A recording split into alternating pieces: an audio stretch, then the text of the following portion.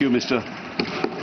Thank you, Chairman, sir. I rise to oppose the bill and thank you for this opportunity to participate in this debate.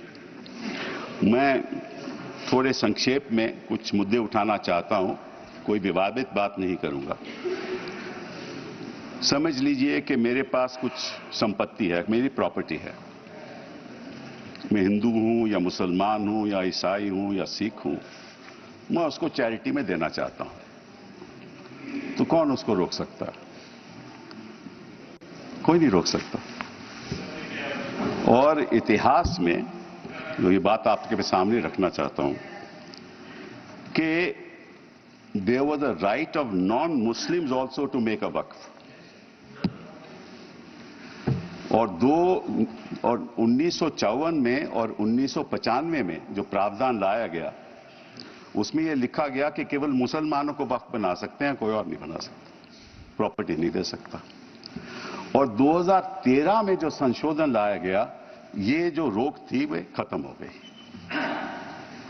अब ये जो 2024 का अभी कानून बना है, उसमें वापस ये कहा गया कि केवल मुसलमान ही वक्फ दे सकते हैं। वो तो अलग बात है, मैं केवल छोटी सी बात रखना चाहता हूं। मैं as far as the 17th century, and I'll give you a judgment of the Madras High Court, which observed that it is common for the Hindu zamindars to have Muslims in their territories to make Muslim endowments. Similarly, in Arur Singh versus Badr Deen, Lahore High Court upheld the right of a Hindu to make waqf of his property for a Muslim graveyard. After independence, Nagpur High Court upheld the right of a non-Muslim to create waqf. और हमारे प्रधानमंत्री जी, इनकी मैं बड़ी इज्जत करता हूं, हमेशा कहते हैं वन नेशन वन लॉ। तो अगर वन नेशन वन लॉ होना है तो बताइए भाई साहब कि ये केवल कहना कि मुसलमान ही वक्फ दे सकते हैं, ये किस किस्म का लॉ है? ये किस किस्म का लॉ है? और ये भी कहना कि मुसलमान को पहले 5 साल मुसलमान बने, फिर तय करना होगा कि तुम वक्फ दे सकते हो कि नहीं। अरे भाई, प्रॉपर्टी मेरी, मालकियत मेरी, चैरिटी में मैं देना चाहता हूं, आप कौन होते हो कहने को नहीं दे सकते? ये कौन सा कानून है? ये छोटी सी बात है, ये कौन सा कानून है? मैं हिंदू हूं, हिंदू होकर भी मैं दे सकता हूं। ये तो मेरी मर्जी है ना, प्रॉपर्टी तो मेरी है, आपका तो कोई हक नहीं। तो पहली बात तो ये कि ये आपने प्रावधान रखा क्यों? अगर आप वन नेशन वन लॉ की बात करते हो कि सारे धर्मों पे लागू करो, कोई भी दे सकता है। पहली बात ये। दूसरी बात, एक नड्डा साहब ने बड़ी अच्छी कही कि देखिए ये कितनी एकर्स प्रॉपर्टी औकाफ की है, वक्फ की है। मैं उनको बताना चाहता हूं कि there are 32 Waqf boards in this country, in different states, merely supervise administration of waqf properties in their respective states. But, please note kar lijiye Nadda ji, total area of Hindu religious institutions in Tamil Nadu, Andhra Pradesh and Telangana respectively is 4,47,000 in Tamil Nadu, 4,65,000 in Andhra, 87,000 in Telangana, 723 acres with Tirumala Tirupati Devasthanam, and thus it comes to 10 lakh acres only in 4 states. And आप कहते हैं कि देखिए औकाफ में 8 लाख एकड़ है। अरे भैया, आपके हिंदू टेम्पल्स में भी इतनी संपत्ति है, वहां आप क्या कर रहे हो? वहां आप क्या कर रहे हो? बाकी स्टेट्स में देखो ना। अच्छा, और ये नहीं कि हर धर्म में सुधार नहीं होना चाहिए, उतार होना चाहिए, मैं आपके साथ सहमत हूं। हिंदू धर्म में भी सुधार लाना चाहिए, लाना चाहिए ना, हिंदू धर्म भी सुधार लाना चाहिए।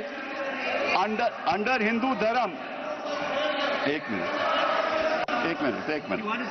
हिंदू धर्म, मैंने आज तक किसी को टोका नहीं, मैं केवल छोटी सी बात रख रहा हूं आपके सामने। हिंदू धर्म में भी सुधार होना चाहिए। अब हिंदू धर्म के अंतर्गत अगर कोई सेल्फ एक्वायर्ड प्रॉपर्टी हो तो वो अपने बेटों को दे सकता है, बेटी को नहीं दे सकता। कहता है मैं नहीं दूंगा अपनी बेटी को। इस्लाम में भी है कि भाई को ज्यादा मिलेगा और बेटी को कम मिलेगा। इस्लाम में भी यह है। वहां वक्त से द्वारा सुधार हो सकता है, यहां कोई सुधार नहीं हो सकता। तो आप अगर महिलाओं की बात करते हो तो एक कानून लाओ कि हिंदू लॉ में कोई अपनी सेल्फ एक्वायर्ड प्रॉपर्टी केवल बेटों को नहीं दे सकता, वहां महिलाओं का हक होना चाहिए।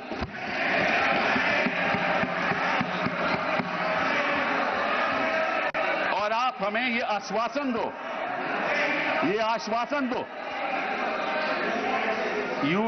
you make a commitment in this house that you will bring a law which will protect the right of daughters when they want to give away their self-acquired property.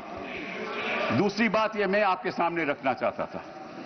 तीसरी बात मैं आपने सामने रखना चाहता हूं। आपने कहा, और ये बात आपको वैसे जाननी चाहिए, शायद मालूम नहीं आपको बताया या नहीं, लेकिन ये जो बोर्ड है ये एक स्टैट्यूटरी बोर्ड है, पहले भी था। इसमें कोई नॉमिनेट नहीं होता था। मैं आपको बताता हूं क्या वो स्टैट्यूटरी बोर्ड था। Most nominees were of the government, पहले भी। MPs are there, judges of Supreme Court, High Court, civil servants were there. And the chief executive officer of the board is a civil servant. Government can give directives to the board and even supersede it. Tribunal members are nominated by the government. ये तो पहले स्थिति थी। तो अगर सरकारी यहां नियुक्ति थी तो गलत कौन काम कर रहा था? आपने उसको क्यों सुपरसीड किया? सब नॉमिनी क्यों आपने रखवा लिए? अरे भैया, पहले भी तो स्टैट्यूटरी बोर्ड था, तो आपने प्रावधान क्यों लाया? ये अगर कोई गलती हो रही थी तो मुतवल्ली से हो रही थी। होता क्या था कि मुतवल्ली इसी वक्त में अब डील कर लेता था और उसकी वजह से ये मिसमैनेजमेंट होती थी। आपको उसको ठीक करना चाहिए था। हम भी आपके साथ हैं। पहली बार मुझे याद है, आई थिंक इट वाज 1954, कि तमिलनाडु के ब्राह्मण ने एक कहा कि हमारे यहां मंदिरों में बड़ी गड़बड़ हो रही है, और उसकी वजह से 1954 एक्ट बना।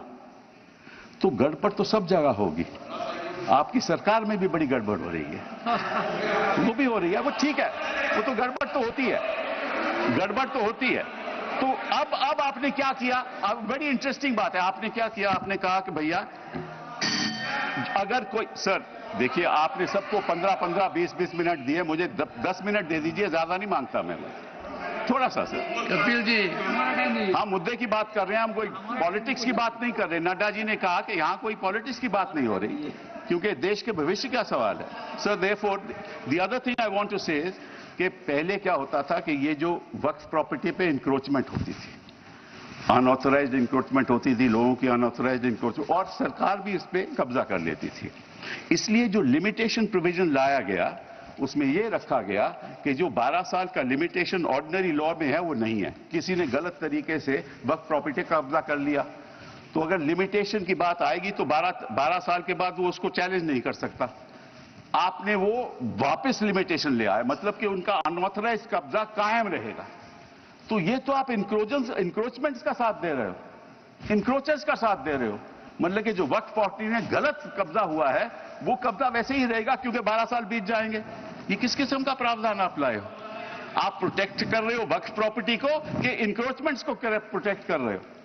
फिर साथ साथ में आपने ये कह दिया कि district magistrate has the full power to decide as to whether it is waqf property और not. This is what you have said. Now what inquiry will the district magistrate have in that case? He will decide on his own and his decision is final. You were talking about Article 21 of the Constitution and said कि ये जो वक्फ जो council है इनका decision कैसे final हो सकता है, वक्फ बोर्ड का डिसीजन कैसे फाइनल हो सकता है, ये तो चैलेंज ही नहीं हो सकता in a civil court. Which decision of the district magistrate will you challenge in the civil court? You have said in this law that the decision of the district magistrate is final. And when he decides that this property is not waqf property, that cannot be challenged till he gives a final decision. So you can't deal with that property. You give finality to it. और वो जो आपने रखी है बात कि ये जो इंडाउमेंट्स हैं, ये जो वक्फ है, इसकी जो ट्राइब्यूनल की डिसीजन है ये फाइनल रहता है, ये आपने कहा ना। नो अगर वो ट्राइब्यूनल का डिसीजन फाइनल रहता है तो सिविल कोर्ट को तो कोई हक नहीं उसको चैलेंज करने के लिए। यही बात हिंदू इंडोमेंट्स एक्ट में है। हिंदू इंडोमेंट्स एक्ट में जो उनका मैनेजमेंट है उसका डिसीजन फाइनल है। थैंक यू कपिल तो जी। अगर हिंदू इंडोमेंट्स का डिसीजन फाइनल है वो तो आपको कोई आपत्ति नहीं, यहां ट्राइब्यूनल का डिसीजन फाइनल है तो आपको आपत्ति है। Thank you Kapil ji. ये है सर। Thank you sir. से है sir. Last one Shri 1 second sir. Last 10 minutes sir. Last sir. Okay. Last sir. Only देखिए ऐसा है 2014 के बाद आपके पास टाइम बचा ही नहीं है संजय जी।